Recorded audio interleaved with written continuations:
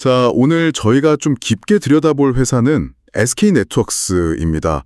이게 당신이 보내주신 자료를 보니까 정말 흥미로워요.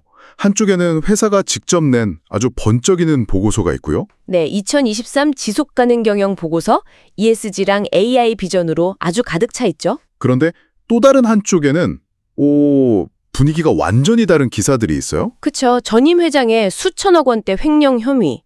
이 상반된 두 그림을 나란히 놓고 보는 게 오늘 저희의 목표입니다. 과연 어느 쪽이 진짜 모습일까요? 아니면 이 둘 다 진짜 모습인 걸까요? 아마 그럴 가능성이 높죠. 미래를 향한 비전과 과거의 그림자가 공존하는 이 기업의 현재를 지금부터 한번 깊게 들여다보겠습니다.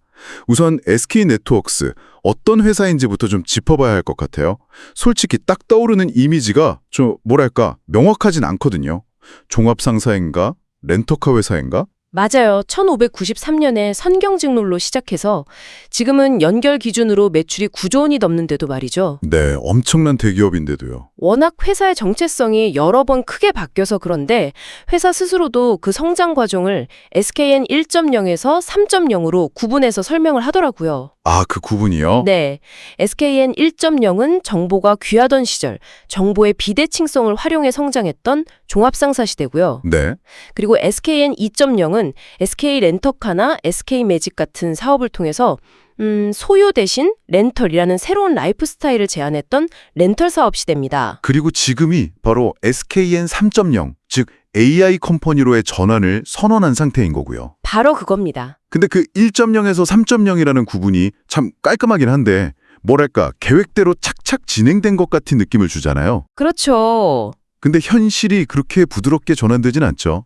여전히 1.0, 2.0 사업이 매출의 대부분을 차지하면서 3.0을 이야기하는 거니까요. 정확한 지적이세요. 2023년 매출 비중을 보면 그게 아주 명확하게 드러나거든요. 가장 큰 비중이 42.5%. 이게 정보통신 사업인데 이건 우리가 쓰는 휴대폰 같은 ICT 기기를 유통하는 전통적인 사업이에요. 아, 그렇군요. 그 다음이 18.4%를 차지하는 SK 렌터카였고요. SK 렌터카는 우리에게 정말 익숙한 이름이죠. 그런데 여기서 아주 중요한 변화가 있었잖아요. 네, 바로 그게 핵심입니다. 이 SK 렌터카 사업부를 최근에 사모펀드에 매각 완료했다는 점. 회사의 체질을 바꾸기 위해서 가장 크고 확실한 수익원 중 하나를 포기하는 그런 결단을 내린 거죠. 현금 흐름이 꾸준한 알짜 사업 아니었나요? 맞습니다. 그걸 팔았다는 건 정말 회사의 방향을 완전히 틀겠다는 아주 강력한 신호로 보이는데요. 나머지 포트폴리오는 어떻게 되죠? 화학 제품 중심의 무역 사업인 글로벌 트레이딩이 한 15.0%, 그리고 정수기나 공기청정기 같은 가전 렌털 사업인 SK 매직이 9.2% 정도를 차지하고요. 그 외에 자동차 정비 브랜드인 스피드메이트나 워커힐 호텔 앤 리조트 같은 사업도 운영하고 있습니다. 정리하자면 기존의 안정적인 사업을 과감히 정리하고 그 자원을 미래에 쏟아붓겠다, 이런 전략이네요. 그럼 그 미래 비전의 첫 번째 축, ESG 경영부터 한번 자세히 들여다보죠. 지속가능 경영 보고서의 절반 이상이 이 이야기더라고요. 네, SK네트워크스는 경제적 가치랑 사회적 가치, 이걸 동시에 추구하는 DBL 경영을 강조해요. DBL이요? 더블 바텀라인, 말이 조금 어려운데 쉽게 말해서 돈도 벌면서 세상에 좋은 일도 같이 하겠다는 뜻입니다. 아하. 이게 그냥 구호로 그치지 않는다는 걸 보여주려고 여러 구체적인 사업 모델을 제시하고 있어요. 그중에서 가장 눈에 띄는 게 민킷이었어요. 저도 길 가다가 그 중고폰 ATM 기계 여러 번 봤거든요. 아, 네네, 보셨군요. 그냥 쓰던 폰 싸게 파는 기계인 줄 알았는데 이걸 도시광산이라고 부르더라고요. 맞습니다. 제 서랍 속에 잠자던 폰에서 금이랑 은, 팔라디움 같은 희귀금속을 캐낸다는 거잖아요.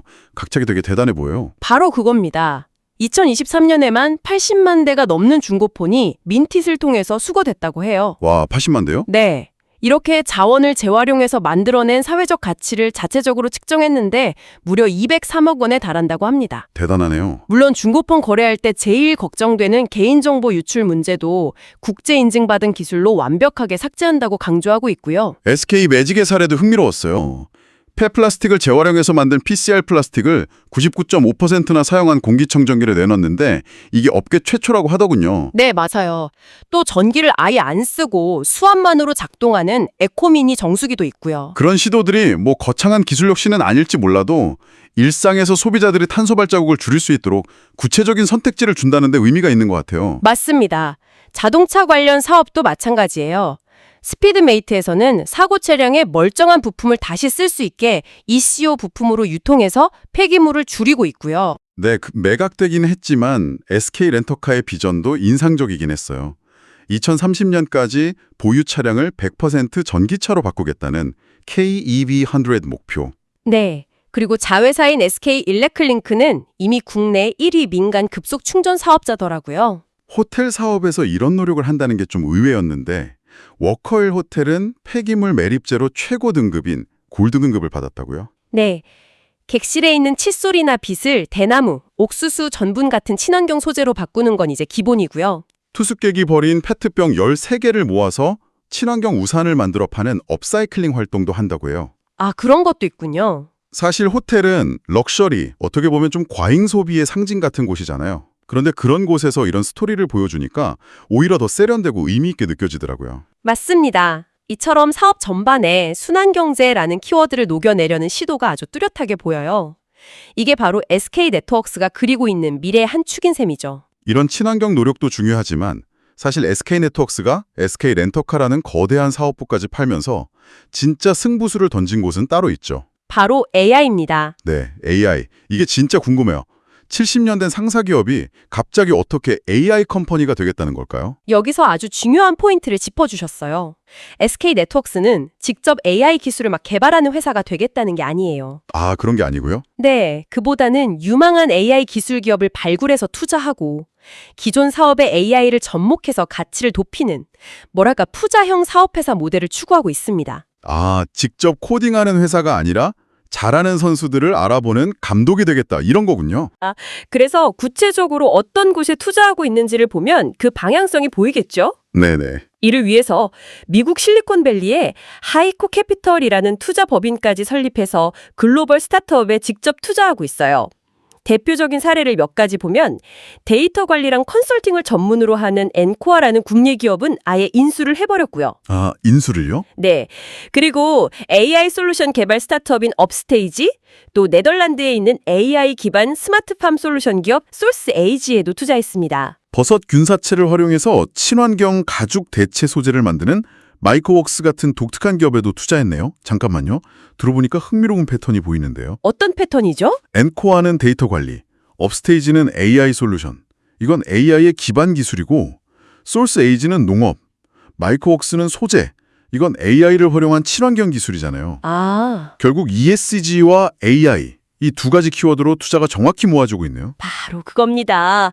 기존의 무거운 자산, 즉 SK 렌터카 같은 사업을 매각해서 확보한 자금으로 미래 성장성이 높은 AI 및 친환경 기업의 지분을 사들이면서 포트폴리오를 완전히 새롭게 짜고 있는 거죠. 그런데 바로 그 지점에서 이 멋진 브로셔가 지저분한 현실과 정면으로 충돌하는 겁니다. 회사가 그리는 화려한 미래 비전과 달리 현실에서는 아주 심각한 문제가 터졌죠. 저희가 함께 살펴본 언론 기사, 바로 최신원 전 SK 네트워크스 회장이 2,235억 원에 달하는 횡령 배임 혐의로 법정 구속되었다는 내용입니다. 저희는 특정 관점을 지지하는 것이 아니라 당신이 제공한 자료의 내용을 있는 그대로 전달해 드립니다. 이 사건은 한국 대기업의 고질적인 오너 리스크를 상징적으로 보여주는데요. 여기서 정말 아이러니한 건 SK 네트워크스의 지속 가능 경영 보고서를 보면 바로 이런 리스크를 막기 위한 제도적 장치가 누구보다 잘 되어 있다고 자랑하고 있다는 점이에요. 아니, 잠깐만요. 보고서에는 이사회의 과반 이상, 정확히 57.1%를 사회이사로 구성하고 이사회 의장도 사회이사가 맡고 있다고 해요. 네, 맞습니다. ESG 경영위원회, 감사위원회 같은 독립적인 기구도 운영하고 있고요. 심지어 이사들의 전문성을 체계적으로 평가하는 BSM, 즉 이사회 역량 구성표라는 선진적인 제도까지 도입했다고 자랑하는데 바로 그 시스템 아래서 2,235억 원짜리 사건이 터진 거잖아요. 그렇죠. 그럼 그 제도들이 그냥 장식품이었거나 제대로 작동을 안 했다는 뜻 아닌가요? 규칙이 있는데 오너가 무시하면 소용없는 거 아니냐 이런 질문을 할 수밖에 없는데요. 정말 날카로운 지적이세요. 그리고 그게 바로 이 회사가 처한 딜레마의 핵심입니다.